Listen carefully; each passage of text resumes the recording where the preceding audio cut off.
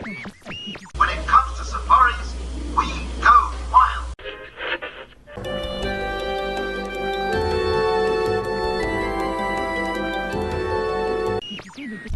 Hey, little fella.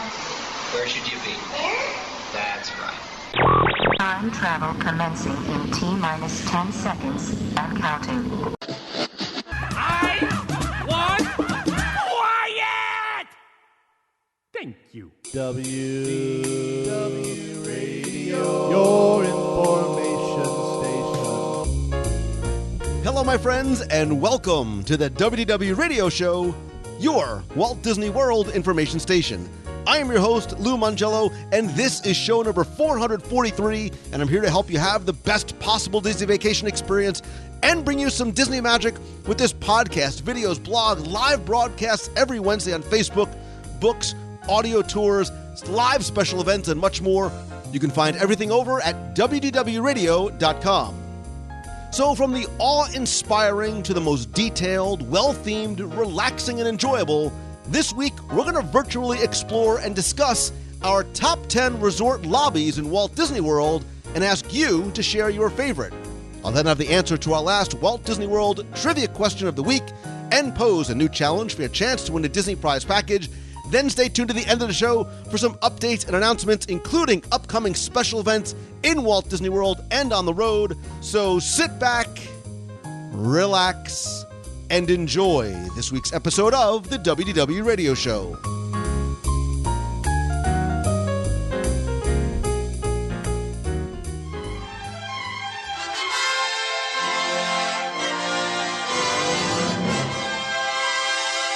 Disney is in the business of doing one thing, and one thing they do exceptionally well. One thing that has set the bar for others, and that thing is storytelling.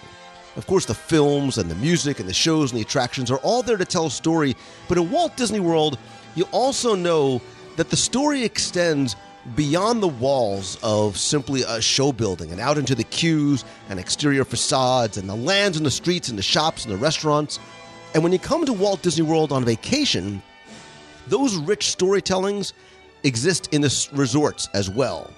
And like the attractions, there's stories that aren't necessarily are confined maybe to a resort's overall theme, but some of those stories' earliest chapters are found in the incredible, beautiful lobbies. So this week, we're going to take a look at our top 10 Walt Disney World resort lobbies. And when you hear top 10, you think of a man whose tale is as old as time, whose name means no worries, and is always searching for the best chicken exits in the parks. He is, of course, Tim Foster from Celebrations Magazine. Well, thanks, Lou, but I don't have a tail. Oh, so boy. I don't know. Yikes. What you meant by that. So that's how it's going to go today. All right. Well, you started it. So I have a question for you. I want to start things off with a question, because when we talked offline and sort of just proposed the idea, because again, we never go over our list ahead of time.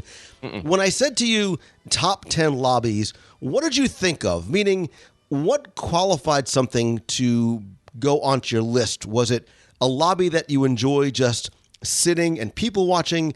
Is it the design, the decor, the memorabilia maybe that's in there? Is it the overall theming of the resorts? What put these 5 things or 10 things on your list? Well, I'll give you props for asking that question the way you did, because you kind of answered it while you asked it. Everything you said. So I'm done. No, my first thought was lobbies that have that wow factor when you first walk in and you're just dazzled, which I think we're going to get to some of those towards the end. But then on a deeper level, I did think more about the details and the hidden secrets and things you might not notice right away, but all things that lend itself, not only that they're cool to find, but they lend themselves to the overall theme of the resort. And I also thought of how the lobbies kind of introduce you to the story behind the resort, where you're at, what the theming is, and that sort of thing. So if I think I know you as well as I do after our 10 plus year bromance, I don't want to ruin. I'm going to let you go first, but just tell me, because I think that one that was probably not only on your list but at the top of your list is Disney's Wilderness Lodge. Correct.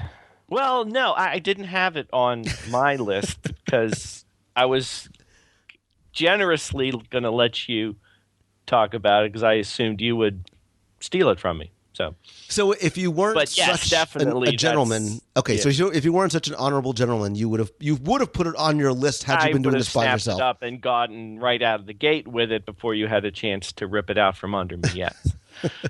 So let me ask you this: when you go through your list now, are you going to give us your favorite one first, or are you going to go in reverse order and sort of count down to your ultimate Walt Disney World unlike what I usually do, and I try and get the good ones out of the way so you don't take them. I am going to start, kind of from bottom to and go up to the top. So, all right, I am very curious. Relative work because it's still one of my favorite lobbies, but saving the best for last is what we're getting to. So. Go get him, killer. Which we should do. All right, I'm ready to go. Okay.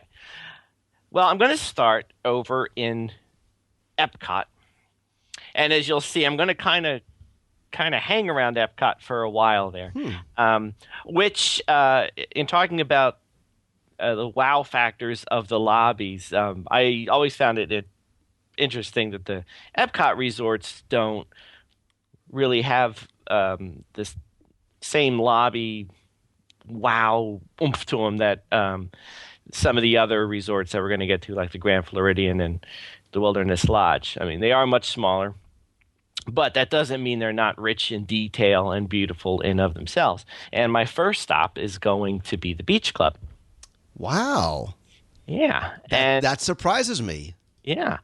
And again, it's not a lobby you really walk into. It's not 10 stories high. It doesn't have, 2-ton chandeliers hanging down.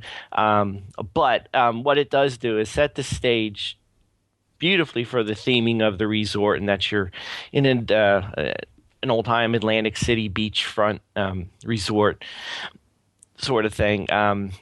The blues and the whites of the decor and the walls are just set the mood perfectly. I really like that lobby in the sense that there's tons of wonderful seating. There's actually, even it might not seem like there's like lots of little nooks and crannies where there's seats where you can settle down and relax and do some people watching if that's what you like. I do. I'm going to cheat a lot on this list. I'm going to extend the lobby out though a little bit, so to speak, because one of the things I love the most about the Beach Club, which is a short walk away from the lobby, is the solarium, and I'm going to count that as part of the lobby. And that's one of those I think overlooked areas of Walt Disney World that not a lot of people know about, but it's a beautiful room decked out in the theme of the Beach Club. One of the things I like most about it, in the hallway leading down to it, is this beautiful painting of an ocean or a beachside scene, and there's a great, it's not that hidden, but a great Mickey Mouse cloud up in the sky. That's one of my favorite hidden Mickeys. So again, there's not a lot of wowness to it, but there's little touches like the sandcastles you see over by the Cape May Cafe. At Christmas, it's wonderful as being home with a chocolate carousel, which is one of the must-see things you have to do during the holidays. That could be a whole show unto itself, of course. But so there it is. It's understated, but elegant and quaint, and one of my favorites. And also a short walk to Epcot and one of the closest lobbies to a Disney park, I will add. So that gets a plus in my book there for that. So I think this is really interesting for a number of reasons. And I think, excuse me, you hit it on the head when you said it was a simple, very understated elegance. It's not overly opulent, but there is something elegant yet still warm about that lobby. And it's interesting because the Beach Club is one of, if not my all-time favorite Walt Disney World resort for a lot of the reasons you gave, the theming, the location, being on the water, a lot of the amenities. And as much as I love the resort itself, I didn't actually have this one on my list. Now, I could very easily make an argument for it because I do love the very, it really, you walk in and you get the feeling of summer at the seashore, especially coming from the Northeast. I get and I feel a lot of that.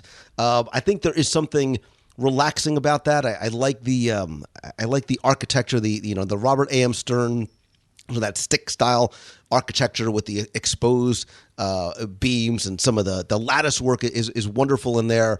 I actually do. Here's a trivia question for you. Oh, you boy. love when I do this. What do I get? I will tell you your prize if and when you get this, because it'll give me time to think of something. All right, you got to give me time to Google it. No Googling, no asking Jeeves or, Go ahead. Tom from MySpace. You mentioned the chandeliers. Yeah. What animal adorns the chandeliers in the beach club lobby? That would be the giraffes and the hippopotami. You're incorrect, sir. You get nothing. You How lose. about? But you know what's nice? Aquatic animal. Forget it. The opportunity, the window of opportunity has Carousel closed horses. behind. No, but now you just gave me this week's Walt Disney World Trivia Question of the Weeks. Anyway, okay. Moving on. So I do love it, and I love I love the overall, sort of the theming of the resort. Again, that's a lot of that seaside imagery that you were talking about, and the landscaping really reminds me of a lot about what you would see in the Northeast. That being said, I will move on to my first one, and I will tell you, Wilderness Lodge is on mine, and maybe we'll save that so we could discuss later on. I think I'm going to go with one that I expect to be on probably nobody else's list. Dramatic pause. Pause. And the reason why I say that is because I think if you think about this resort, it might not be just one that's top of mind. Because look, I think when we think of Lobbies, you're right. I think you think of wow factor. There's obviously going to be ones that are on both of our lists and probably on most people's lists, especially when you start talking about some of the more deluxe resorts.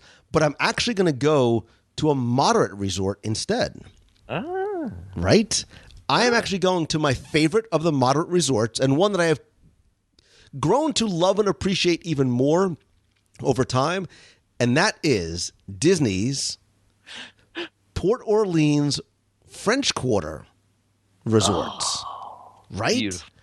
And Right. the reason why is, like the city of New Orleans itself, which I have recently fallen in love in, and I think really is my favorite city in the United States, and that is not an overstatement. I've traveled a lot recently over the past few years, and I really fell in love with the city of New Orleans, and French Quarter for me really embodies a lot of that. And I love that when you walk in, you get a little bit of that fun and whimsy and the bright colors of Mardi Gras, but you also really get the charm. And that's the word that I kept on using when I was describing New Orleans.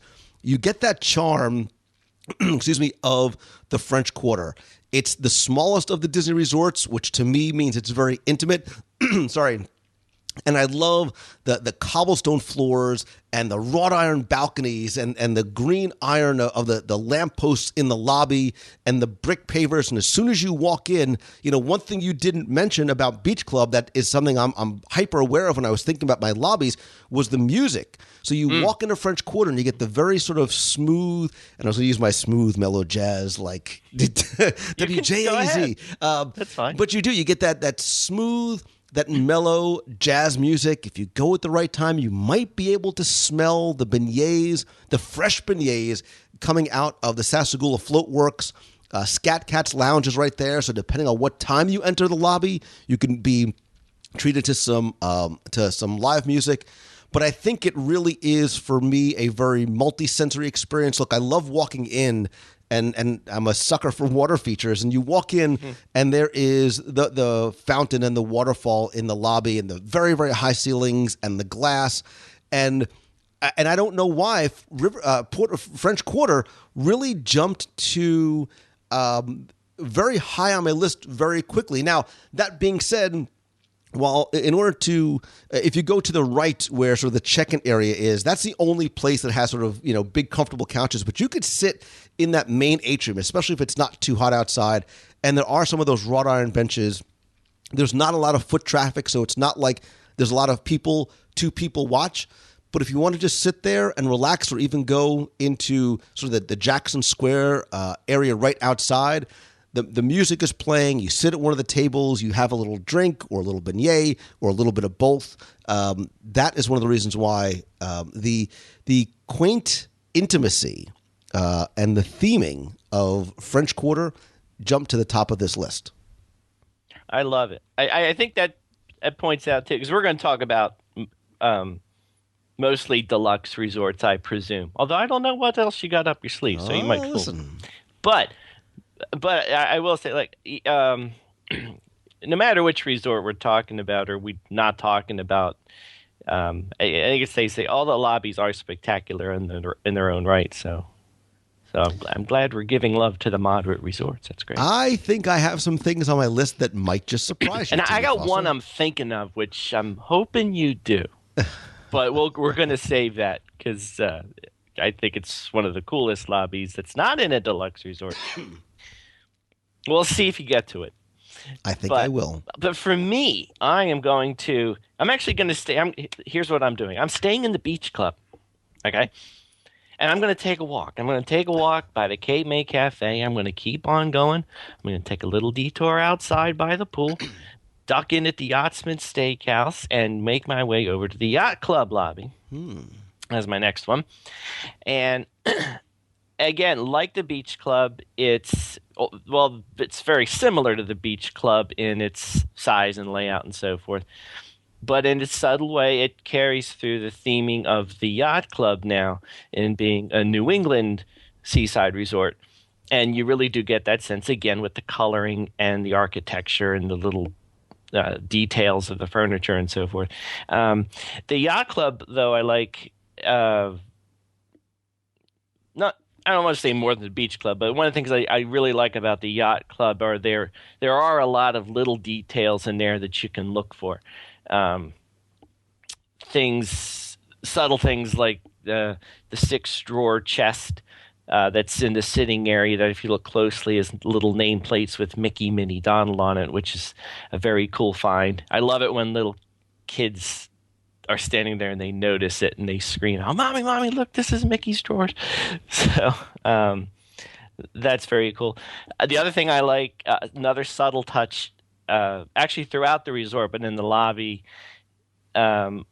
over towards the Captain's Grill, you'll see nautical flags up on the wall. And you may think they're random and they don't mean anything, but in that case, they actually spell out Captain's Grill.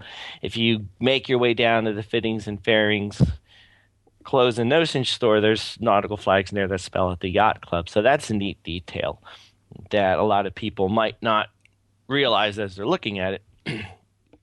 And of course, the Yacht Club lobby is home to this beautiful, massive globe with a hidden Mickey in the southern waters, if you're looking hard enough. One of my favorite things about the Yacht Club, Yavita, is, and one of the hostesses told me about it when I was asking, "Hey, what's cool about this resort?" Is that one of the elevators in the Bank of Four elevators is a faux elevator. It's a false elevator, which I didn't realize the first few times I'd been there. But sure enough, if you head over there and sneak around the back behind one of them, you'll see there's just an alcove there there used to be a phone there. I don't know if it's still there or not, but I thought it's just one of those cool Disney, no detail left undone. Like they could have left that area blank, obviously, but I to complete the completeness of the elevator area, they put what seems to be a fully functioning door in there, but it's not real, and it's a pretty cool thing to find. The other thing the Yacht Club features, which I think is really neat, is this beautiful grand wooden staircase that most people really don't go up unless you're staying on the second floor. But I would suggest if you are there, like take a walk up the stairs even if you're not staying on the second floor. But as you go up the stairs and then make your way down the hall, you'll see this quaint little sitting area, which is a great hidden spot to sit and relax that most people don't know about. Sometimes there's a cast member there. I think I've seen the DVC people there sometimes, but you may have it to yourself. But again, it's one of those hidden little places to put your feet up and relax that most people don't know about. But the staircase itself is beautiful. And that I will say with the yacht club that is kind of a little wow factor it has is that beautiful staircase. During the holidays, it's got one of the favorite holiday features I like. They have a little Christmas village, which includes a candy store called Marceline's Homemade Candy, which is a tribute to Walt Disney growing up in Marceline, which most people don't know about. As they're looking at it, they might not see it and realize what it is they're seeing. But again, it's one of those little touches that Disney throws in here and there, which is great. Hopefully that'll be there again this year. We'll see as Christmas rolls around. But that's my second one. So it's and I left out you, and I'm sure you can fill in some blanks of things I left out too. well, curiouser and curiouser, you clearly have a love of architect Robert A.M. Stern, who designed both of those resorts. Oh yeah. And Big what fan. else? What other Disney project did he sort of help plan? The boardwalk. Not even close. Celebration, the town of Celebration. So obviously, you can almost wrap these two into a single resort, but you're right. The differences in the theming, and for me, I think the differentiator between Beach Club and Yacht Club for me is I think Beach Club is much more casual and relaxed. It's sort of where you go and you can sort of chill in the lobby, and this is a much more obviously nautical, elegant, sort of upscale type resort. So this really makes me feel like you are in a very high-end resort in New England by the sea in the late 1800s, and like you said, the dark woods and the millwork and the brass fixtures and the dark hardwood floors adds an element of, I don't know. I don't want to. The word that it's like it's a classy resort, right? It's a very high end sort of. This is where the higher echelon of people would go and would stay. And to your point about the secret sitting area, it's funny that you mentioned that because when I used to live in New Jersey and South Florida and would drive up to Disney to do research, a lot of times if I was in the Epcot area, that's where I would go. I would go up to that second level because there's a huge, a giant sort of like mahogany desk with a very rich, dark. The chair. It was a sort of a dark reddish, rusty brown color plush leather chair that you could sit in, and it made you feel as though you were sitting behind the desk of a very high-end executive's office up in the Northeast somewhere. So I agree, and I like that it's a seaside theme with a little bit more elegance to it. Yes. Interesting. Yes. All right, so I feel like I should be dressed up in my little suit and tie. Oh, I could see little Timmy Foster My blue captain's your little jacket. blue shorts and your little blue nautical top and your little Yes, captain's hat. My little captain's hat, yes. God, if I can I have to talk to your parents. All right, so I am. You're torn. I'm going to go in maybe the direction you were hoping I would go, maybe a different direction than you are going. Like you said, it's very, not that it's easy, but I think our mind instantly goes to the deluxe resorts for a wide variety of reasons, but I'm actually going to go in the opposite direction. And I am going to go to the value resorts. Yes. And are you hoping? I know where you're going. I hope that you're hoping that you hope that I go to Disney's Pop Century Resort. Yes! Yahtzee. The bromance continues. That's where I hoped you were going. And it's one of those that does not necessarily have a wow factor, unless you go and look for it, right? You walk into Pop Century's lobby, and it is obviously very bright and very colorful.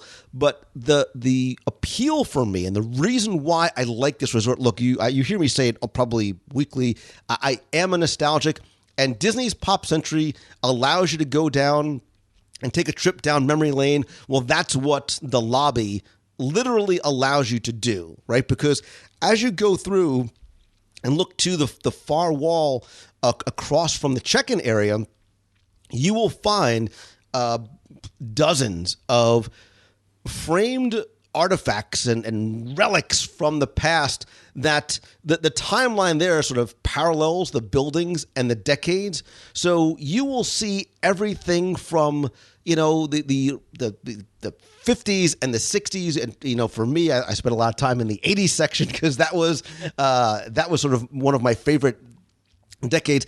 And I love going through, and I love other people going through and go, oh gosh, I had one of these, because they're not just photographs, but they are actual, whether they are signs or toys, collectibles, whatever it could be, that are framed on the walls. And, you know, what I love is not just the history and reminiscing, but the fact that Disney went out and sourced all these things. They went out and found all of these actual artifacts that they were able to put in the lobby. And I love going through, not just to sort of remember what I had or what I saw, but taking other people through, or taking younger kids through and saying, these are, you guys and your fancy little iPads, this is what we used to play with. You know, this was my Evel Knievel stunt set from 1976. I had that. So did I. Gosh, I'm got to find that on eBay.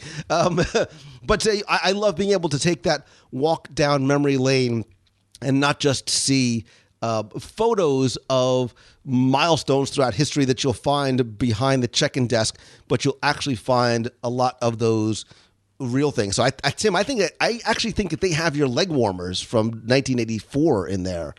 Are they? Yeah. Yeah, the pink ones, pink, right? Purple striped ones. Yeah. You loved your jazzercise and getting fit with Olivia Newton-John. So yeah, of course, the Jane Fonda workout. Who could possibly forget? Yeah, that's why I'm in the shape I am today. That body doesn't happen naturally. You work at that. This takes a lot of work, my friend. So I wanted to give some love to. I wasn't specifically looking for a value, but I think that charm and appeal and fun finds can be found in the lobbies, not necessarily in the higher end resorts, but I think on every. I mean, look, we could do Art of Animation too. Very easily could have been on my list. Mm. Now, I'm really glad you said that, because as you kind of catch on as I'm going through my list, I usually like to stay over in the Epcot resort area, but I was at Pop I see how Century. you roll. I see how that's celebrations. You roll, But no, I was at Pop Century years ago, and I do remember all of the incredible just detail, the memento, all the cool things that were on the wall. And I was hoping you would bring that up, because I remember that was just so cool. And I did it like running through, going to my room, so I had a chance to look at all of them. But there's actually a really cool stay there for a real long time, just going down and just looking at all the good things, and going down memory lane. And I remember that, and your kids are looking at you like, what are you talking about? Well, and it gives the kids something to look at too. But I will tell you, the next time you go, there's actually, and there was, I haven't been there in a while, but I remember that there is one of the framed panes from obviously the 70s that's all Walt Disney World stuff from right around the opening. So they have a lot of like the books and stuff that I had, and the maps that I sometimes will refer to on the show. You'll find those in there. They have like old ticket books and my big, the big black square guidebook and the Mickey Mouse back scratcher and old swizzle sticks and things you'll never find. You will never find another Walt Disney World matchbook, a current matchbook, anytime soon. So they'll probably never make those again. And I think they still had the Atari up there, the 2600. I had that. I still have it, and I have all my games, and I'm just trying to find a way to connect it to my, high def TV somehow. That doesn't have. They don't have the little screws on the back anymore to screw it into, but. That's so awesome. Air Sea Battle. I remember playing that for hours. So, Pac-Man. E.T. right. Well, big surprise. I'm going to continue my tour around Crescent Lake at Epcot Resort area and land on the boardwalk. Which, again, I always think of the Beach Club Yacht Club boardwalk as trio resorts, and they're very similar but very different in their own special way. And like the Yacht Club and the Beach Club, the boardwalk doesn't have the 5-story lobby and all that. But again, it has its own elegance. It has its own theming.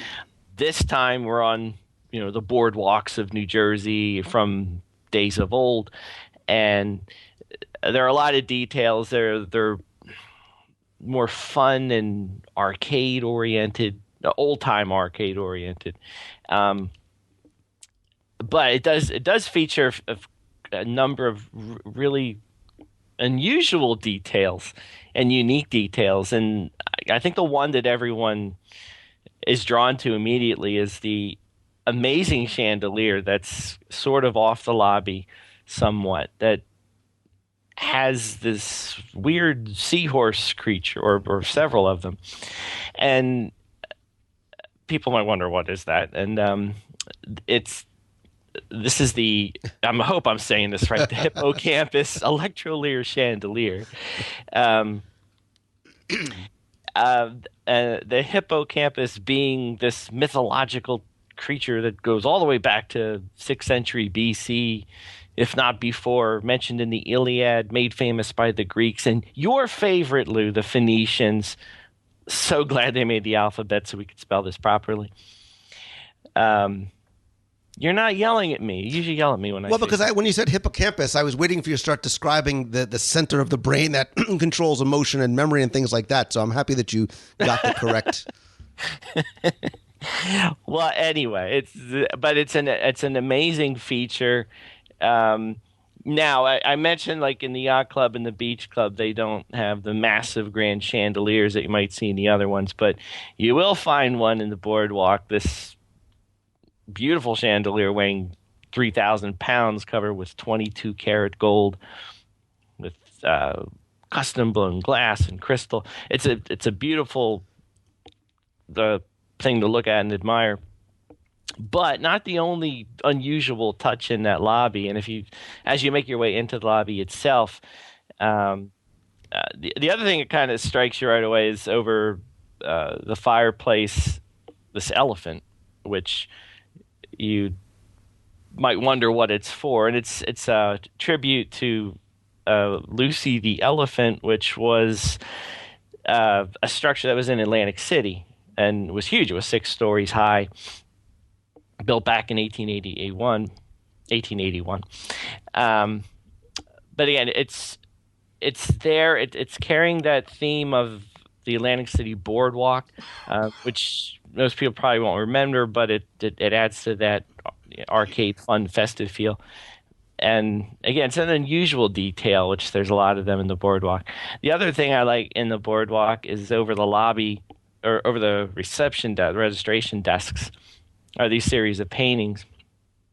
And if you look at closely, you'll find a few that feature the castles of Disneyland Paris, and Tokyo Disneyland, which is one of those cool self-referential Disney touches that you'll find every once in a while.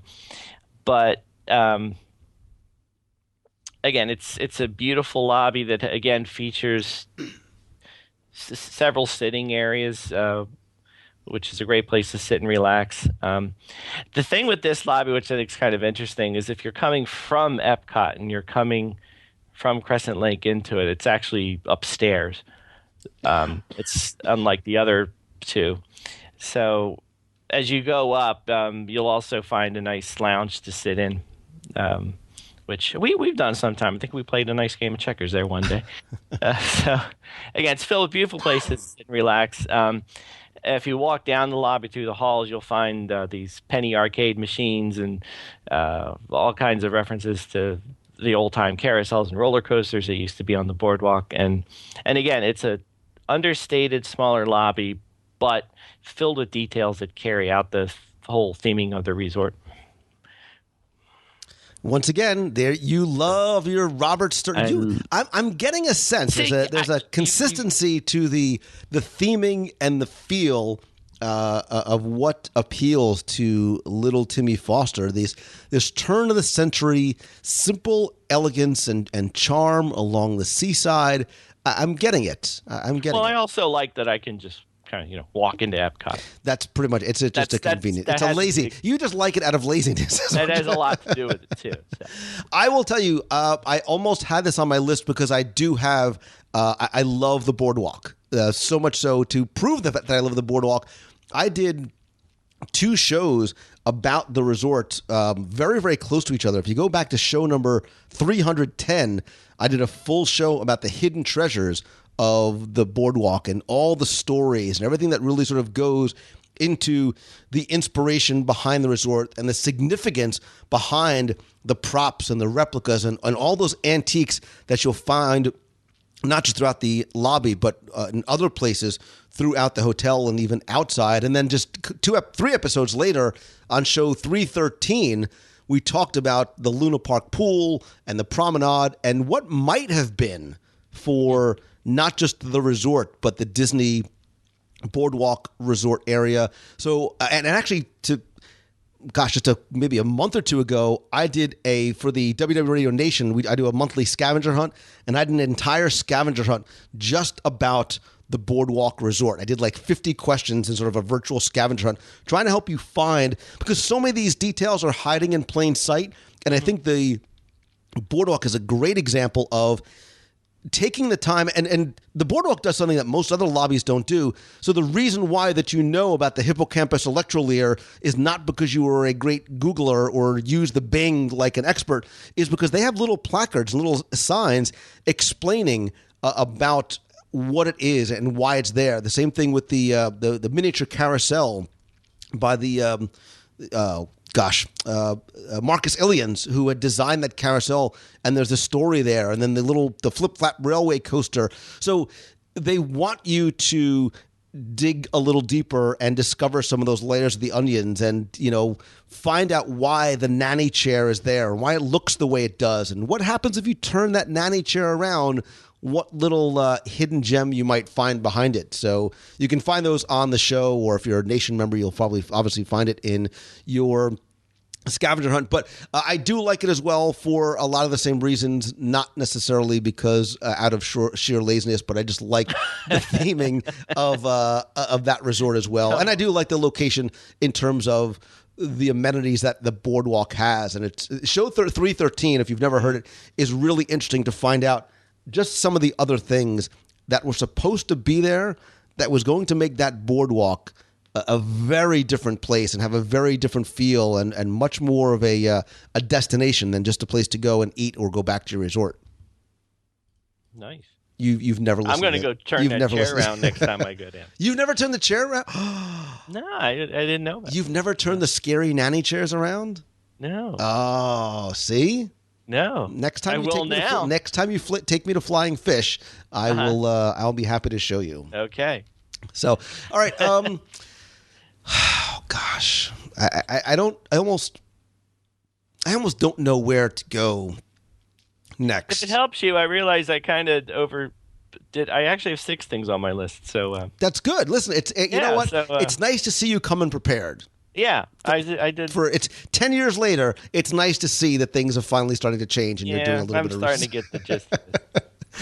I'm going to save one until the end because I just have a feeling in my heart of hearts that it is one that is on your list, and I think we could probably discuss. All right, I'm going to go out of the order that I had intended because I think my last 2 are probably on your lists, and this one actually might be one that stirs up some interesting discussion because I think it is on some people's list, and I think it may have used to have been on some other people's lists. And what I'm going to put on there is... I know where you're going. Where am I going? Are we in the Magic Kingdom?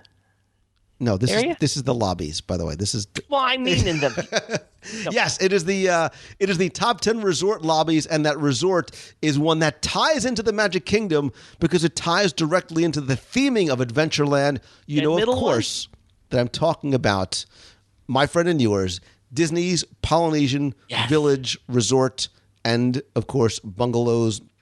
And I said it's somewhat controversial because I think when they redid the lobby about a year or so ago as part of an overall refurbishment of the resort, they took out the giant lava rock waterfall and floral centerpiece that was in there. And a lot of people, I think for nostalgic reasons, were sad to see that go. I was as well. The Polynesian was where I stayed with my parents a lot when I was a kid because we came in the 70s and was only one of 3 resorts to stay at. But I love what they did with the new lobby and the new theming, right? Because I think it got away from a little bit of that kitschy, campy 60s, 70s tiki culture, and it's a much more representative of the culture and the people and the decor that you would find in the South Pacific. And when they redid the lobby, the first thing I thought of when I saw it was that it reminded me of Disney's Aulani Resort in Hawaii. And why? Because when those doors open and you step into the lobby, it's big and it's open and it's expansive and it's tall and it's bright. And I loved how the first thing I remember seeing, believe it or not, were how the colors of the couches, these red colors, really sort of popped. So they got away from those old 70s browns and oranges to a certain degree, and there was a vibrancy to it. And you can look through, and yes, there still is a floral centerpiece that's much smaller. I think the old lobby was dark, right? And if you sort of think back and take the emotional, nostalgic out of the way, it really darkened that lobby. But now you have that entire sort of glass ceiling.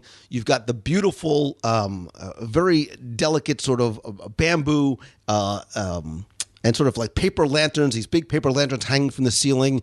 I think you, excuse me, still get that focal centerpiece, but what you also get is now you can look past that to the doors on the opposite side. And what do you see out of it, right? You see the volcano pool. If you have like Superman vision, or you could use your imagination, you could almost see the Magic Kingdom and the castle in the distance.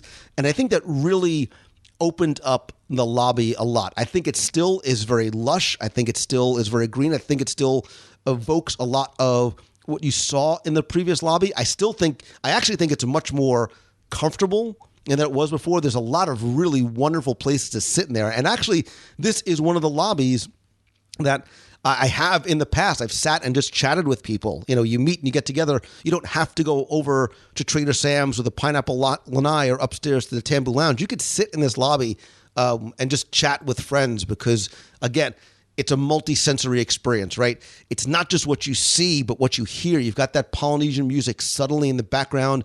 The cast members are dressed and there's leis. More importantly, close your eyes and don't just listen, but use all 5 senses. You don't even need to take in a deep breath to smell the fresh flowers, right? As you walk through from the outside, look down and sort of the texture of the stone pavers. You can smell and you can see the tiki torches as you approach. And to me, that all sort of feeds in to the theming and the feel of that lobby. And so for me, there still is a new warmth and comfort and sense of place and being transformed into the South Seas somewhere, but it also still carries over the nostalgia that it had from October of 1971. It was interesting you brought that up. I had the same thought you did about, should I put this on or not because of what you said. I missed the lava rock fountain in the middle, but I do like the new lobby. I think you and I have sat upstairs outside of Ohana, which is a wonderful place to sit and relax. But I do know the last time I was there, though, I was actually thinking in terms of Pop Century when you were talking about Polynesian, because as you're wandering, making your way over towards Pineapple and all the stuff down that way. As you go through the hall, they have this wonderful case filled with all these nostalgic items, old comic books, old albums. And for you kids out there, these are the big 12-inch things you made of wax that you put on this thing that spun around and you stuck a needle on. Photos of the original rooms, the original resort, the way it was when it was first built, which reminded me of like at Pop Century, where they have just cases filled with all kinds of artifacts. So that's a cool thing that when you're visiting the Polynesian, most people just breeze by it on their way to their final stop. But it's a great place to stop and look and just get a great look at the history of Walt Disney World, and you'll get a lot of sense of how it was when it first opened. Lightning round trivia question. Yes. Who sings the Luau Cha-Cha-Cha on a record album found in the Polynesian Village Resort display case? Bing Crosby. She is known as the Pineapple Princess. Britney Spears. One of Walt Disney's personal favorites. Annette Funicello. Yeah, it took us a long time to get there. And wait, we're keeping the lightning round going. Yes. Who wrote the song Pineapple Princess? The Sherman Brothers? Oh, you got so lucky on there because those are the, that is the only songwriting team that you know of, isn't it? Lennon and McCartney. And here you go. Yes. You got 5 seconds to answer this. If you get this right, I will take you on a Disney cruise. I kid you not. Well, what Walt Disney production movie poster can be found in that display case very close to Annette singing the Pineapple Princess? 4, 3. Castaway Cowboy. Stop it. Stop it. You and I are Shut your cruising. face. How did We're you... cruising. Did you really get... Dude, how did you get that? You promised me. I'm you gonna and get the my bathing Google. suit. Oh. We're going. Well, listen, we will go on a cruise. I promise. You probably don't need a bathing suit because the Jungle Cruise, actually, they discourage you from jumping in the water. But I will take you, on a... What? All right, that's fine. All right, listen, I'm a man of my word. I will take you on a cruise. I will take you on a real cruise. You know, the one thing with the Polynesian, I hope that I How'd still you hope get it that? I'm still in shock. Dude, you know nothing about Disney World, and you get Castaway Cowboy. Tell you later. You love your Google. You love the Google, don't you? No, I did not Google this. I swear. How can I Google that? And that you gave me 5, 4, 3, 2, 1. I can't type that. Now, the one thing I think I think I just fell in love with you just a little bit more. Just so you know. Are you okay now? I'm good. I feel good. Right. The one thing I'm hoping with the Polynesian, or was hoping, was since they did take out the lava rock fountain pool / thingy, I was hoping, this is my own personal thing, that meant the Polynesian could join the Wilderness Lodge and the Grand Floridian. What? We haven't talked about those yet? Maybe we will. In having 60-foot, 70-foot giant Christmas trees in the lobby, which the Polynesian couldn't have before because there was something in the middle. But now that there wasn't something in the middle, was hoping there would be a big tree. This last Christmas season, there still wasn't one. But I'm crossing my fingers in the next holiday season or two, the Polynesian might be graced with its own, oh my gosh, Christmas tree that will all go. I like that. Oh my. Because now there's room for it. And just imagine what they could do with that tree and that theming and what it could look like. So that's my plea to Disney. Please think about it. Consider it. So I like it. We'll see. So, all right, back to me. So, as I'm cruising around the Epcot Resorts area, guess where I'm going next? You're kind of running out of resorts. Running out. There's only a couple. You're running out of resorts, and I'm wondering if you're putting on ones that I had contemplated putting on, partially because I think they're so far off the radar, not just in terms of lobby, but I think these hotels are off the radar for most guests in general. I think it's exactly where I'm going, to the Swan and Dolphin. Right? Can we stop at Blue Zoo? Because I know. Dude, you've never been, have you? No, I'm afraid. Oh, listen, I have 2 words. I will tell you, quick aside, Yeah. the miso glazed Miro for years was the best thing I had ever put in my. It was, it still is an amazing dish. I may have fallen in love. I know I've fallen in love with the Cantonese lobster. It will change your life. We're going. Let's go. You had me at lobster. Yeah. Oh, dude, we got this. This is nice.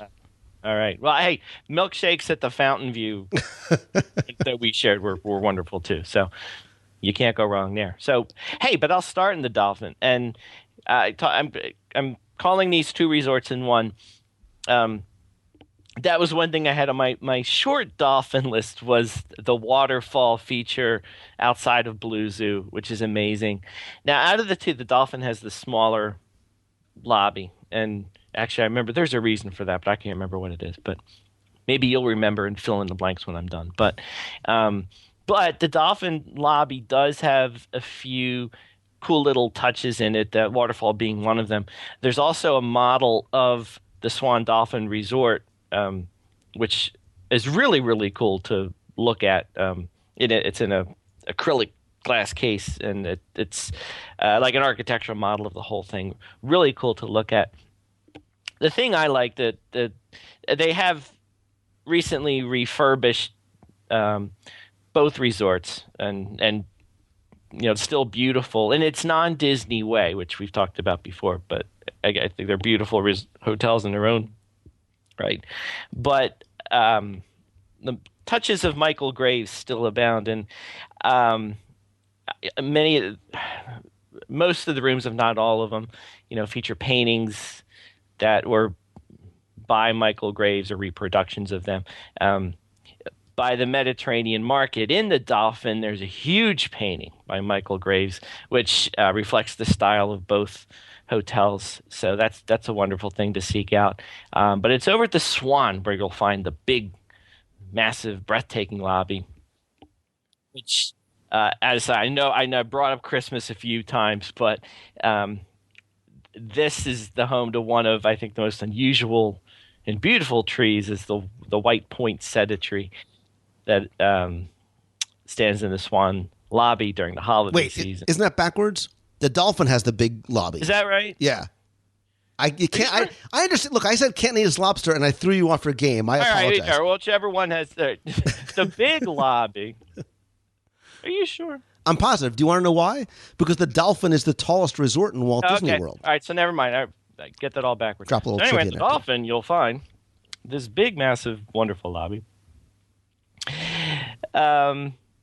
Now you just threw me off totally. But Cantonese lobster. Focus. Cantonese lobster.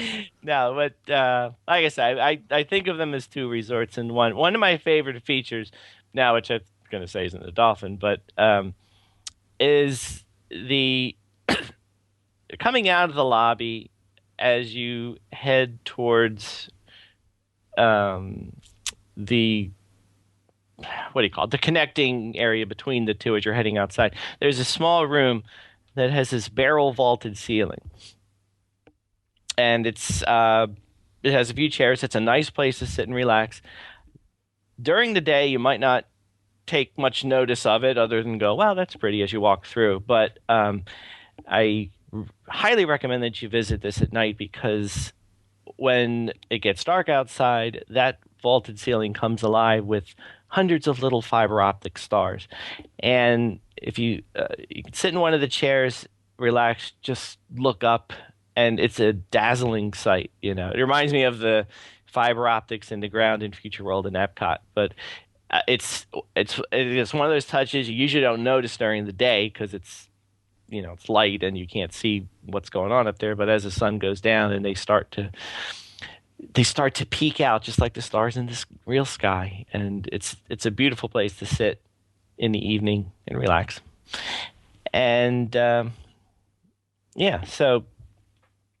that's it. That's all I got. I knew I was going to mix up both of those lobbies. It's very easy to do. It's very so, and I'm with you. And the one thing that I don't think that you mentioned that it smells great is how it smells. Yeah. It's that's a show that I did years ago, that the top 10 smells we did years ago, the top 10 smells of Walt Disney World, that I remember I was afraid to do because people were going to think that we were crazy. But and when I said like the musty water smell of pirates, like still to this day, man, I get emails. I'm like, oh, dude, I know exactly what you're talking about. I think we need to revisit that because I think the Swan and Dolphin is one of the two of the lobbies that I find the multi-sensory sort of getting the sort of the olfactory senses really engaged is primarily there. There's sort of like a peppermint and a jasmine. It almost smells like a spa, right? It smells very clean. There's something very refreshing about it. Whereas if you go to places like the Polynesian or the Yacht and the Beach Club, the scents are very different, right? So if you go to, there's almost like an aloe smell that you get, which sort of makes sense, right? You sort of it's the same thing that you get in the Yacht and Beach Club, sort of this beachside, seaside type of a scent to it, where this is a much more refreshing spa-like feeling. So I think there's a tranquility to those lobbies. I also find them very comfortable. Like the seats are very, very comfortable there, and like you said, during the holidays, the white poinsettia tree is very, very impressive. You know, you're talking about a grand lobby.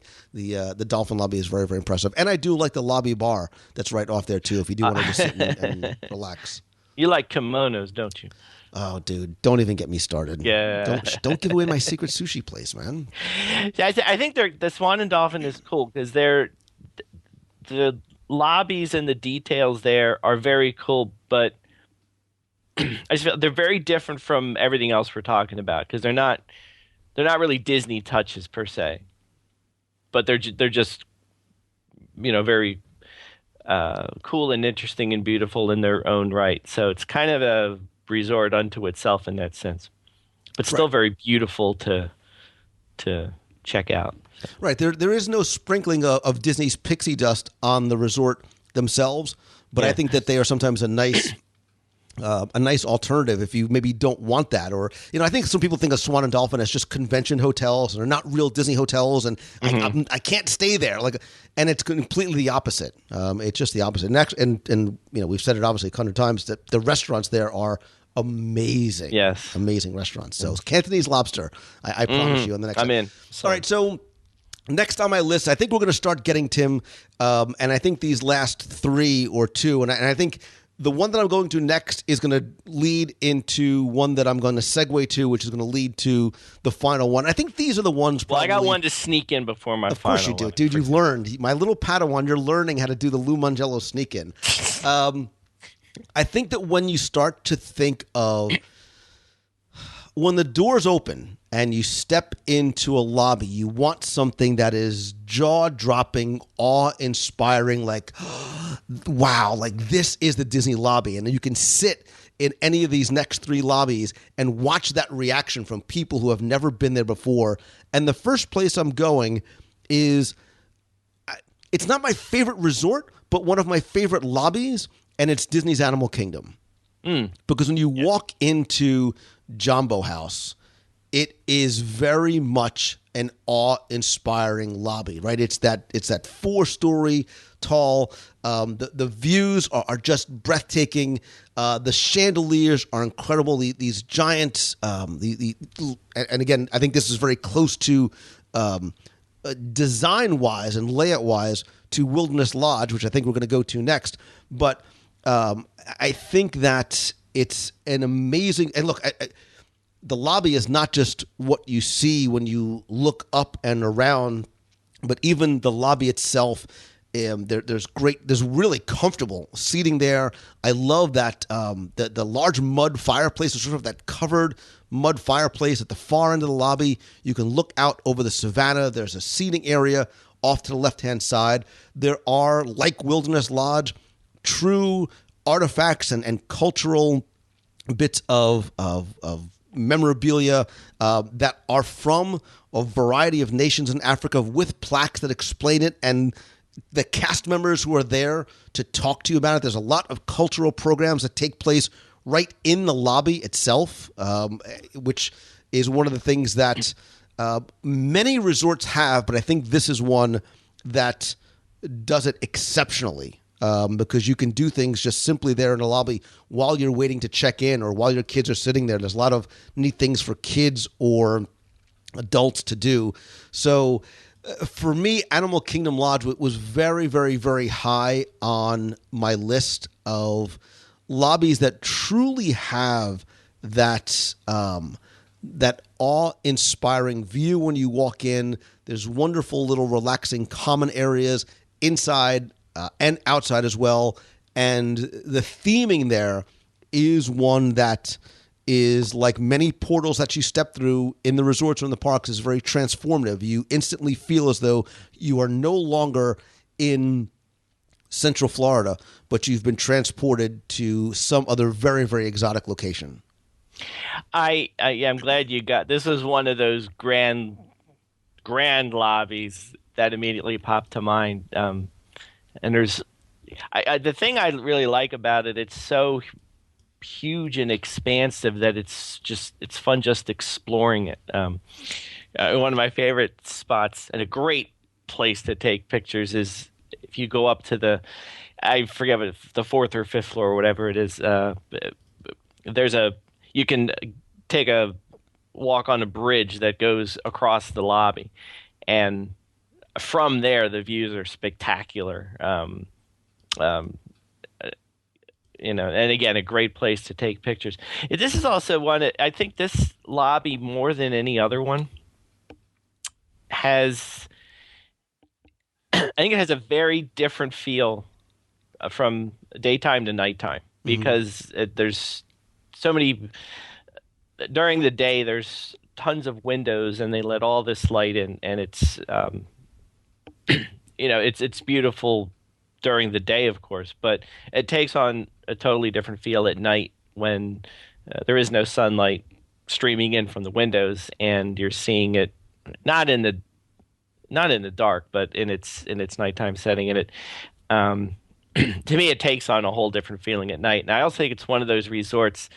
It's not easy to get to. It's not like we've been talking about the Epcot resorts, and we're going to talk about the Magic Kingdom resorts, where you can get on the monorail and go resort hopping to spend the afternoon. The Animal Kingdom Lodge, you have to make an effort to get there, but this is one of those lobbies. This is worth the trip if you have time, just to go check it out, even if you're not staying there, to see the lobby, do some shopping, go outside, look at the animals. It's really a destination lobby in its own right. Worth going to see, even though it's not the easiest one to get to compared to the other resorts that you can usually walk to. So. I love the term destination lobby. Yes. See? I dig that a lot, man. I think that's a great way to put it. Excuse me. Because we talk about lobbies you should see around the holidays, right? Because they're decorated for Christmas. And that's one of them. Sir, absolutely. And I think this is one that you should go and see even when it's not during Christmas. And to your point, it does have such a different feel. And the reason why it's so different at night is because the Arusha Savannah is right outside. Again, and there's obviously the far end of the lobby is all floor-to-ceiling glass windows. Because the lobby is there, they don't use artificial light outside that bleeds in. So it is very dark.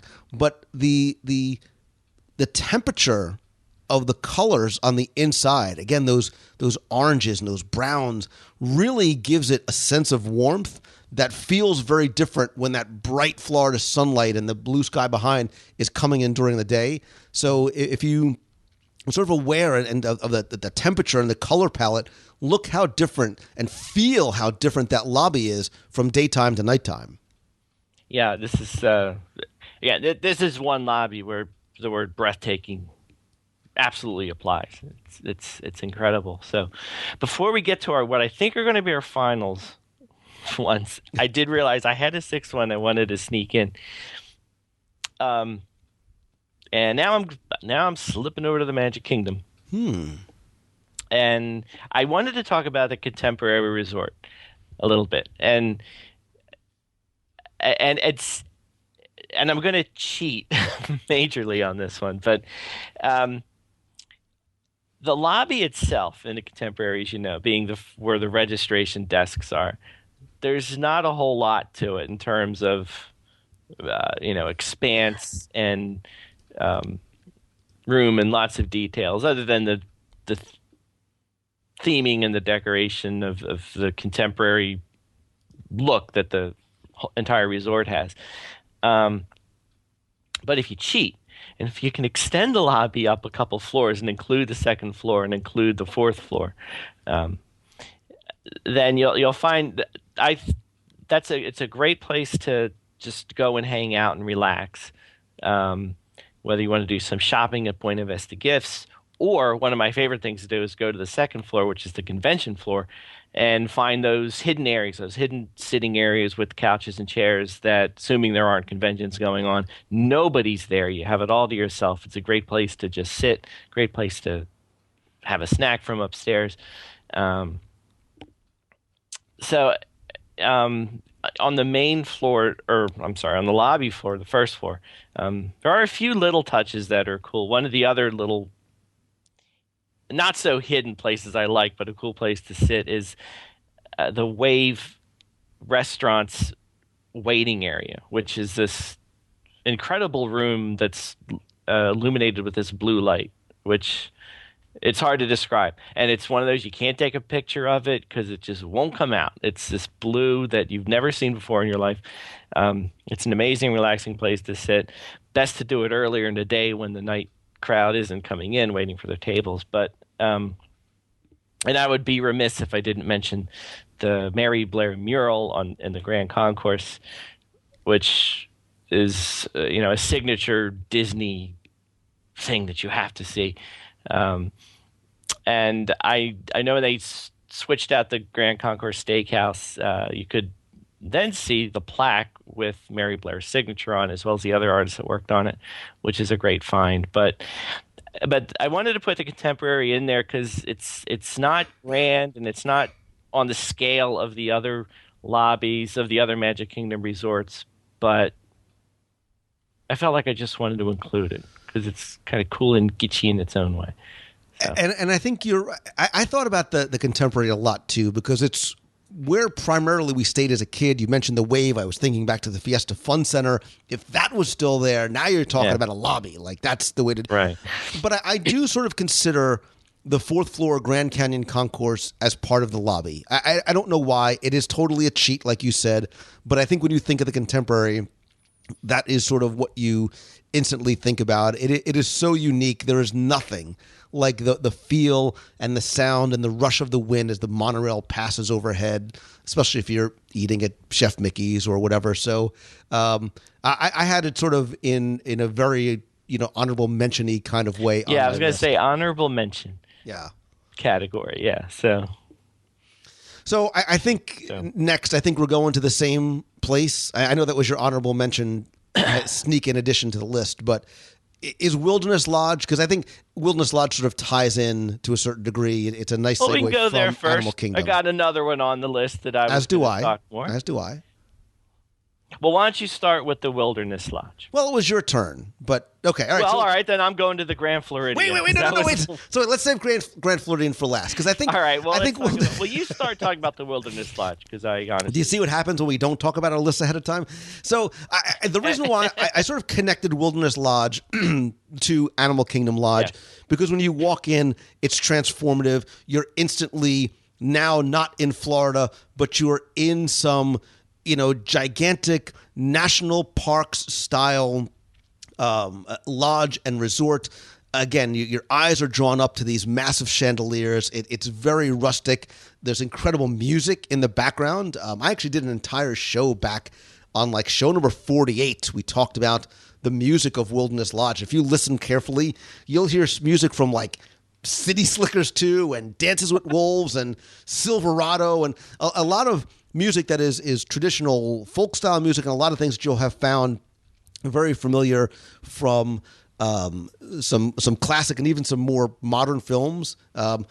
Where's there a Disney connection in the music of the Wilderness Lodge lobby?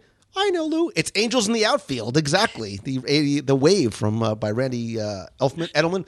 But And if you go back to show number 208, I did an entire show just about the history and the stories and the details of this lodge. But I put this on my list because, like Animal Kingdom, it's comfortable. You instantly feel like you are not in Florida. The atmosphere is very, very transformative. Look, it could be 137 degrees outside in the middle of the summer, but for some reason you are drawn to that gigantic stone fireplace, which sort of reflects the layers of the Grand Canyon.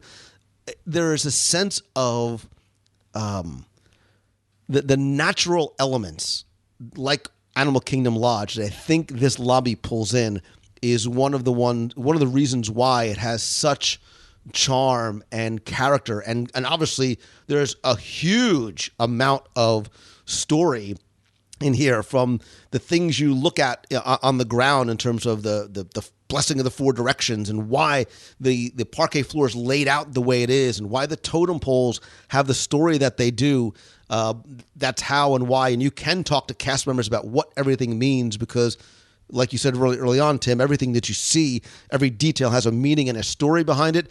The stories of Wilderness Lodge are incredibly rich and incredibly deep, and one of my favorite overall resort stories. And again, if you go back to show 208, we sort of go into that really in depth.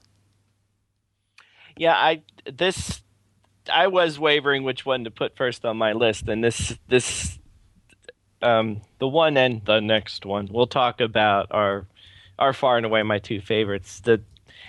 The Wilderness Lodge lobby, I love. Like you said, it's a comfortable place to sit. The fireplace is amazing. One of the things I love about the lobby is that that's not the only fireplace. If you venture up a few floors and walk around the perimeter of the lobby, you'll find little fireplaces with small seating areas, like one of those hidden Disney World gems. And if you find one that's nobody's sitting at, and you sit down, you have it all to yourself, it's a wonderful place to sit. Like the Animal Kingdom Lodge, this is a lobby that takes on a whole different feeling at night. During the day, it has a great expanse of windows and is filled with natural light during the day. But at night, it takes on a whole different character. Spectacular during Christmas. It's a must-see place during the holidays, not just because of the giant Christmas tree, but all of the lights and displays that surround the lobby, the railings of all the floors that go around. And it's just filled with all sorts of things to discover. You mentioned the fireplace. There's also the bridge that goes over the spring that feeds the stream that goes down to, all the way down to the pool. The cases filled with artifacts. There's a learning, like Animal Kingdom Lodge, there's a learning opportunity here you too. Can. It's one of the hidden Mickeys abound, and I remember when we first started going there. I'm not sure if you still can do it today. They would give you one of the few places they'd actually give you a sheet, like a scavenger hunt, where you can go, look for all the hidden Mickeys that are in the lobbies, or not all of them, but most of them anyway. And again, this is one of those when we talked about. Or when I was talking about the beach club and the yacht club and so forth, like, you don't necessarily walk in those and go, wow. Wilderness Lodge, you walk in and you go, wow, when you see it the first time. I remember, I think we've talked about this before. I think this was one of we did top 10 wow moments, I think. Mm-hmm. And I think this was one of them when you walked into this lobby in particular. 'Cause I remember taking my parents in for the first time, and they just stood there and their jaws dropped. It's just an amazing sight. And I think that's why I was surprised that it wasn't like first on your list, because it vies with the one that is first on my list, which spoiler alert, I know it's all-star music. It's all-star music. I love my music. I love the piano pool. Now the Grand Floridian lobby is really vies with the Wilderness Lodge's far and away my favorite lobbies in all of Walt Disney World. And I'm pretty sure everybody out there listening would say the same thing. But the Grand Floridian lobby has a huge wow factor for totally different reasons than the Wilderness Lodge does. Instead of the rustic northwestern feel of the Wilderness Lodge, now you're in this Victorian, elegant splendor, which is everywhere. Whether you come in from the monorail level, which is on the second floor, or you come in from downstairs, it's overwhelming to see the expanse and beauty of this lobby. And as you walk in, it's like the Wilderness Lodge, it has a huge, it's tall, 5 stories tall. You'll see all kinds of fantastic touches, like the small aviary, the caged elevator, which goes up and forth between the second floor.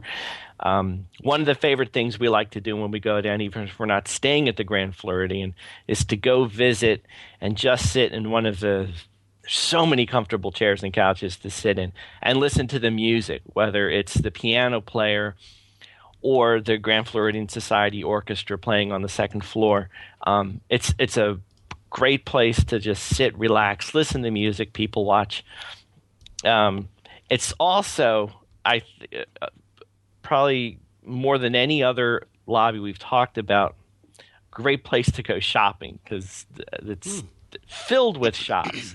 Like most of the resorts, like the Wilderness Lodge has the Wilderness Lodge Mercantile store, but that's about it. The Grand Floridian, you could visit Summer Lace, you could go to Commander Porter's, you could go to the M. Mouse Mercantile and get your Disney autograph books and pins and whatnot. And my guilty pleasure, I will say, is going to Basin White. And I will freely admit to this. You go and you get the salt scrub. Oh, boy. You get a big bunch. Oh, stop with the wash sound your effects. hands. You put them in the sink. Get your own little towel. Your hands have never felt softer. Please don't say bubble bath. Please don't say bubble bath. Please don't say bubble bath. You can get the bath bombs. Stop. Which you take them home. Now, you can't get in. There's a tub there, but you can't get in there. But take them back to your resort. Oh, it's heavenly. But no, but it's a shopper's dream just for even window shopping. I know. I think you're a big Meisner's fan. Huge Meisner's behind the Grand Floridian Society Orchestra stage, more or less. Another great place to sit, relax, and spend an early evening. There's also on the second floor. You can go outside to these. Patio areas which have seating, which are also great places to sit, and oftentimes you might find you'll have it all to yourself. It's spectacular, but the greatest feature, not during the holidays, which I'll get to, but the massive chandeliers and the stained glass domes that are up in the ceiling. I oftentimes will just sit on a chair or a couch and just sit back and just stare at them. They're so incredibly beautiful. They're massive. The chandeliers are, I think they weigh a ton each. They're 16 feet tall. But the stained glass domes themselves, filled with incredible detail, they're beautiful. It's just every inch of that lobby just oozes with Victorian elegance and splendor. It's beautiful. And again, it's one of those you walk in and you just go, wow. And again, at the holidays, it's even more spectacular. It's one of the most beautiful Christmas trees you'll ever see. And of course, the life-size gingerbread house, which is a must-see on every holiday Walt Disney trip. So, again, I think it's hard to choose between the Wilderness Lodge and Grand Floridian as which one's my favorite. I'm not even going to try. I'm just going to call them 1 and 1A. So. Well, because I think they're very different animals, and yes. I too had the same difficulty. And I will tell you that my opinion of the Grand Floridian has changed, and what I mean by that is, years ago I says, "Oh, it's too foofy. Like it's too know, it's too foofy." That's a legal term. Well, you're a meat and potatoes kind of guy. I understand. Well, there was something warm and comfortable that I thought about Wilderness Lodge, and I said, "Oh, Grand Floridian, it's and I admittedly use these terms I think other people do, and I want to change their opinion of the Grand Floridian, which is why I've been doing a lot of things about it recently, because I think a lot of people say, oh, it's too high-end, it's too stuffy, it's too classic. And I disagree. And I've really come to love this resort. You don't walk in and feel like, I don't belong here. I'm not dressed right. You know, there is some, look, the word grand is appropriate because there's a grandeur to that lobby. There is an elegance to that lobby, but there's also a warmth and a warmth and comfort to it as well. And obviously it's very, there's yellows and everything's accented in white, and the fixtures and the furnishings are exceptional. The marble tile work, which they just redid a few years ago, added a bit of whimsy to it because now you can look and find characters in the marble. So there is a little bit more of a sprinkling of Disney, which maybe wasn't there initially. Maybe that's why I didn't feel it. But there still is something. Grandeur is the word that comes to mind. And like you said, when we always talk about looking up and looking around. I mean, this is truly the place that you sort of look up and, like you said, your mouth sort of drops open when you see just the expansiveness of what this lobby is like. And again, multi-sensory. There's a certain scent to the Grand Floridian. The Grand Floridian Society Orchestra or the pianist adds a sense, a touch of elegance to it, but not so much so that it's not comfortable, or not so much so that I hear people say, oh, it's not for kids. Grand Floridians, I say nay. I disagree, and they've done a lot of things to really make it much more attractive to kids, not just in terms of character breakfast and the water play area outside, but even inside, and I don't feel that way anymore. So I was very much mistaken 10 years ago in my opinion of what the Grand Floridian is versus what it is now. It has very quickly become one of my favorite resorts. Like you said, there's lots of places to sit. There's little nooks and crannies. I hate to give away one of my favorite spots to sit and relax or just people watch or sometimes do work. But on that second level, in between, if you go up the birdcage elevator and go straight out and go to your left, there's a very small little covered patio area out there with 2 or 3 tables that if it's just the right night and the temperature is just right, you get a nice breeze going through. The pool is there. You can see across the Seven Seas Lagoon, and there's usually it's so nice.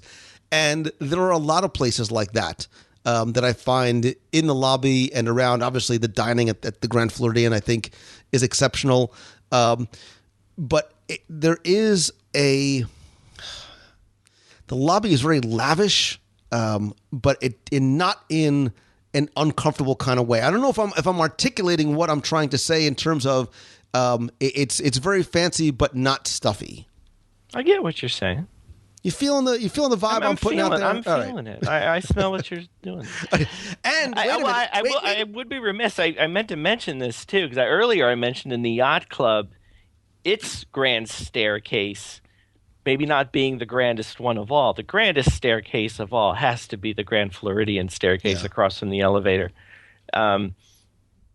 It's just you just have to see it. It's what you would imagine in a grand Victorian mansion. This sweeping carpeted staircase, and it's actually very cool if you happen to be there at the right time. If with the wedding pavilion right next door, you'll often see a wedding party posing on the stairs with Mickey and Minnie in all their finest wedding garb, which is just an amazing sight to see.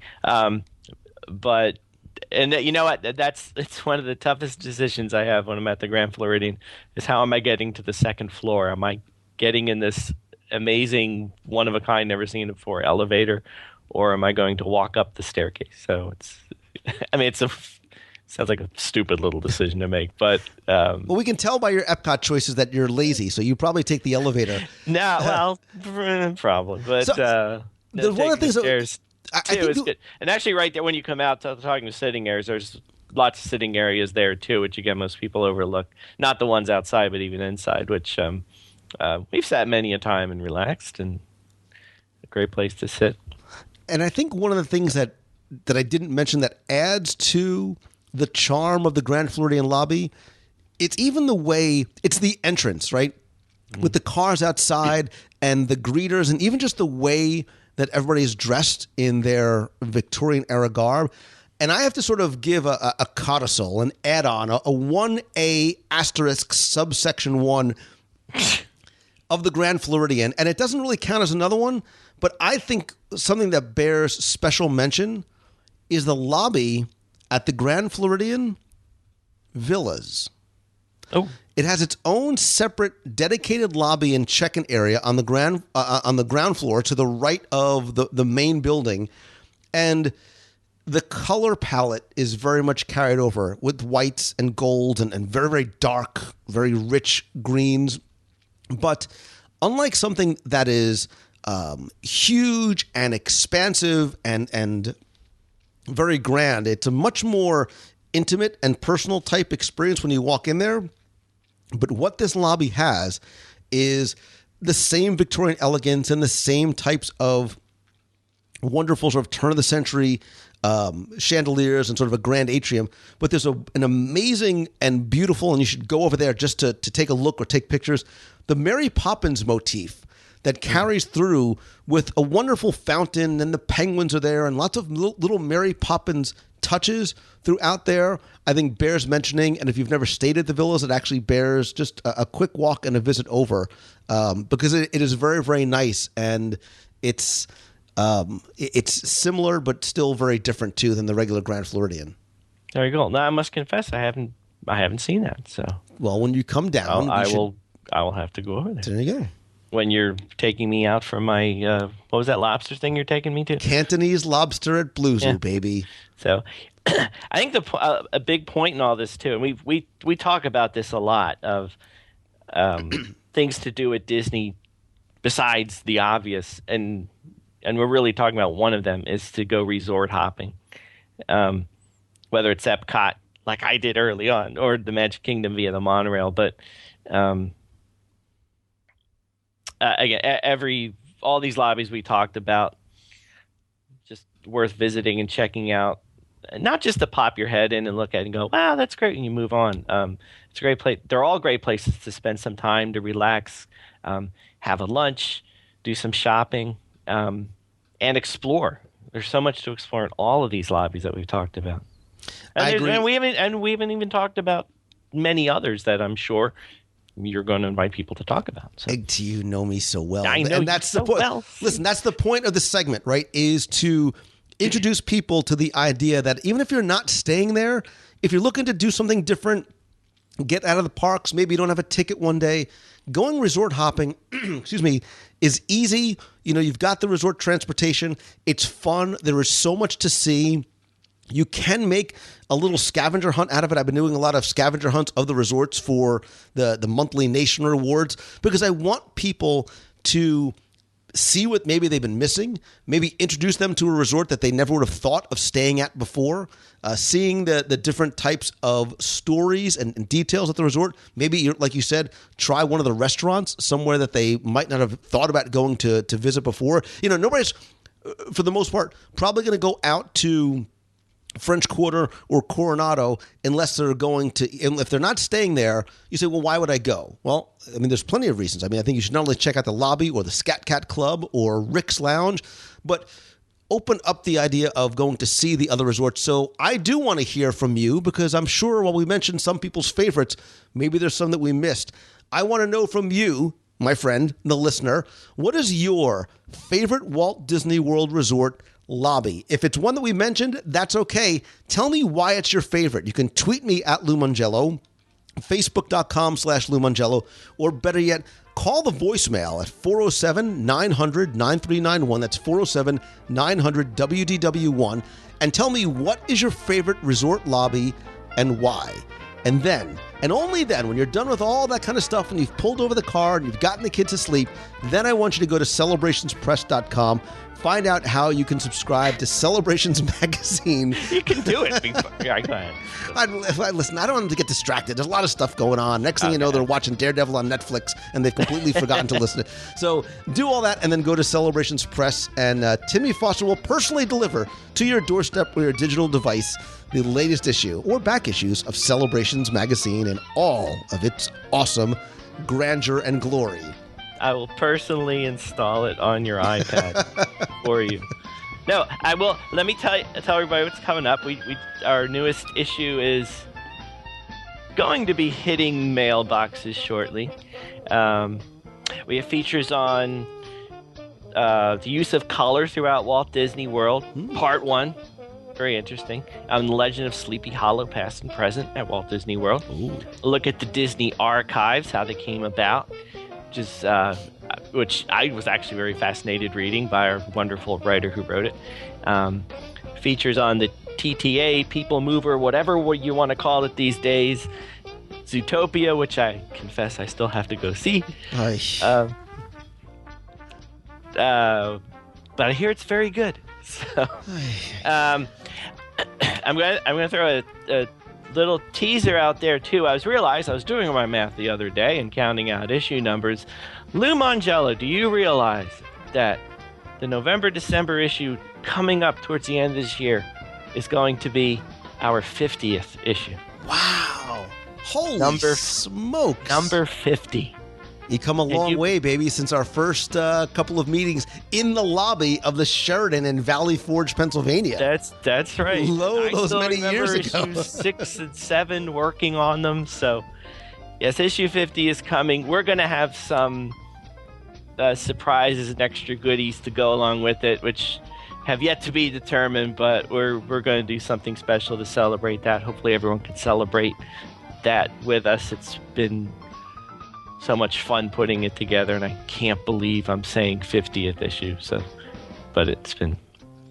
That's crazy. Awesome, man. Congratulations. Is it a testament to you and the incredible staff of writers and photographers and editors and graphics people that you have, the entire team at the Celebrations Magazine headquarters in Pennsylvania. Listen, brother, I always enjoy these. Home of the champion Villanova Wildcats. You better believe it, baby. That's right. And that's the only team we got. Listen, I'm happy to be an alumni of the team that brought home a championship to Philadelphia, because the Eagles never do it. Anyway, thank you so much for coming on. I've got some pretty fun and interesting different top 10 ideas that we have to tackle. Speaking of, gosh knows how many we've done in the past decade or so together. So thank you so much, brother. I look forward to sharing, and by sharing, you have to get your own Cantonese lobster with you. Looking forward to the cruise.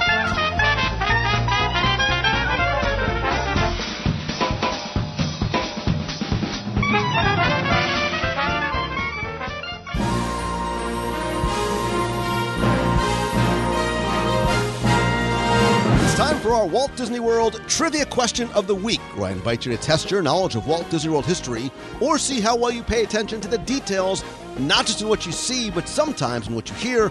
If you think you know the answer, you can enter for a chance to win a Disney prize package. Before we get to this week's question, let's go back, review last week's, and select our winner. So last week we were talking about extinct things in Walt Disney World other than attractions we wished we could bring back. But of course the question had to be an extinct attraction that I love and miss. And the question was to tell me what extinct attraction welcomes you aboard Bravo 229er. Hello everyone, I'm Captain Braddock. I'm glad you'll be joining me aboard Bravo 229er. Hello Dr. Leia, this is Captain Braddock aboard Bravo 229er. How's the weather in there? And of course, that quote comes from Eric Stratton, also known as Otter, a member of the Delta Tau Chi fraternity. Sorry, that was actually from Animal House. Same actor, Tim Matheson, played Captain Braddock in Body Wars in the Wonders of Life Pavilion in Walt Disney World's Epcot Center. Thanks again to all of you who got this one correct.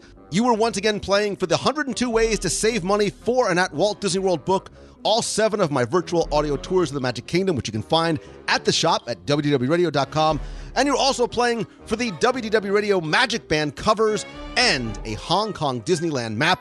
And last week's winner, randomly selected, is Caitlin Feely. So, Caitlin, congratulations. Please send me your address. I'll get your package out to you right away. If you played last week and didn't win, that's okay, because here is your next chance to enter in this week's Walt Disney World Trivia Challenge. So you've heard the question already. We were talking about the Beach Club lobby, and you need to just tell me, what animal can you find on the chandeliers, the large chandeliers hanging in the Beach Club lobby? You have until Sunday, April 17th at 11:59 p.m. You can now submit your answer 2 ways. You can send it via email to contest@wdwradio.com or go to wdwradio.com, click on this week's podcast, number 443, and there's a form you can fill out right there. It'll automatically submit your entry to you. You have until, like I said, Sunday, April 17th at 11:59 p.m. You're playing for the 102 Ways book, all the audio tours, a Magic Band cover, and why not, one more Hong Kong Disneyland map. So good luck and have fun.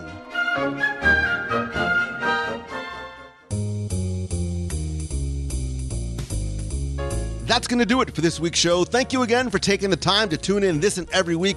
I understand that your time is your most valuable commodity, and I sincerely appreciate you deciding to take and share some of it with me. Speaking of thanks, I want to say thanks again to some of the new members of the WDW Radio Nation and family, including Lori Brandon and Michael Nip. I really do appreciate your help and the love and the support of me and the show. And if you want to help the show and also get exclusive rewards every month, including scavenger hunts, access to our private Facebook group, personalized Magic Band covers, logo gear, backpacks, live video group chats, sometimes with special guests like we have this month, and lots more, you can visit WDWRadioNation.com.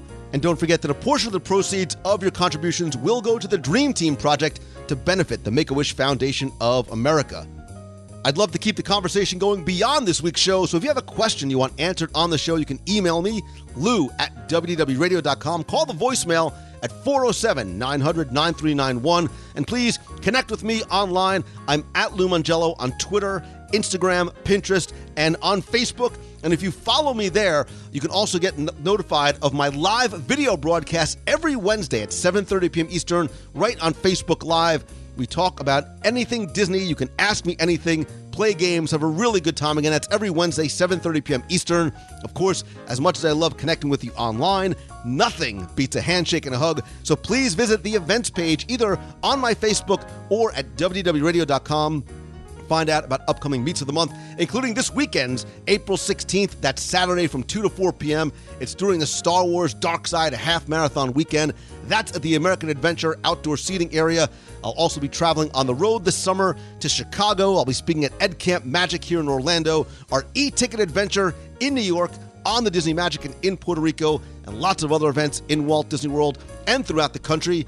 To find out more about where else I'll be speaking, or if I can come speak to your school, to your business, or maybe help you turn your passion into your profession, visit LouMongello.com. Thanks as always to Becky Mankin from Mouse Fan Travel. It doesn't matter if you're coming to one of our events, your event, World, Land, Aulani, Adventures by Disney, or anywhere on planet Earth.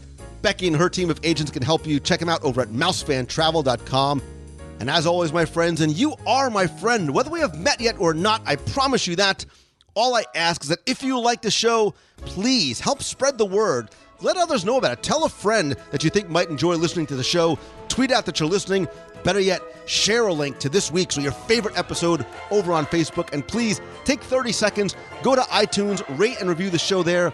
Thanks to you, we have more than 1,100 five-star reviews. We hit number 2 overall in iTunes, all because of you. I want to thank some recent reviewers, including Jammy95, Annie Lee Love, who's listened to 100 episodes in 3 weeks. Thank you so much. Wow, that's a lot of Lou in a short amount of time. Moonflick and Winnie Cap. You can visit wdwradio.com/iTunes for a link and instructions on how to leave a review. And finally, and most importantly, my sincerest, heartfelt thanks to you for allowing me to do what I do and share my love of Disney with you in so many different ways. And I hope that you are on your way and heading in whatever direction you need to start living the life that you dream of and doing what you love every day And remember that along the way, that's where the unexpected happens. That's where sometimes amazing things happen. Enjoy the journey. Enjoy your day. Have an amazing week. And until next time, see ya. Hey, Lou. This is Mark Starr. I just heard your extinct Walt Disney podcast, not the attraction, but things around the world.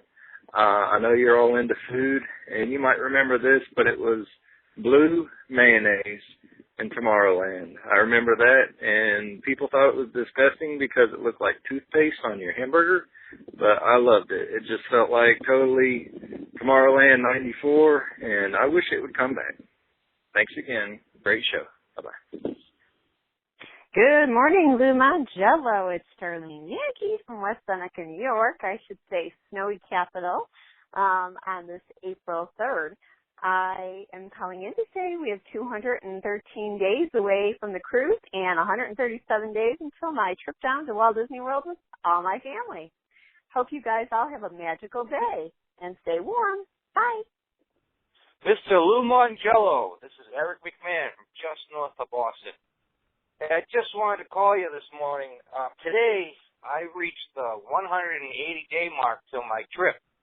And today's a good day. It's reservation day for my dining plan. And when I woke up this morning, I looked, and my travel agent, who I used was mousefantravel.com, Becky Mankin's group of travel agents. Let me just tell you, Lou, that group of agents is unbelievable, man.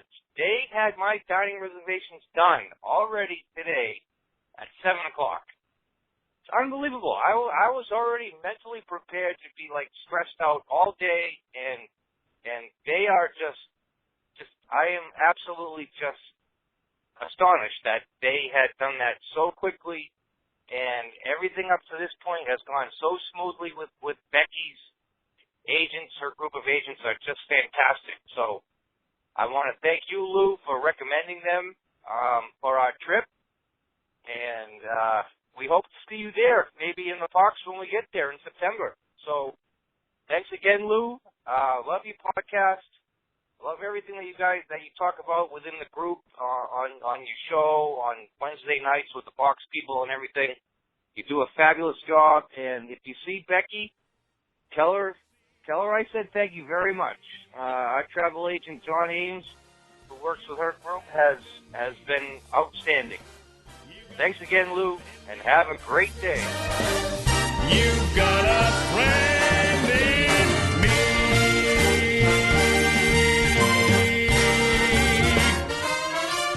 Yeah.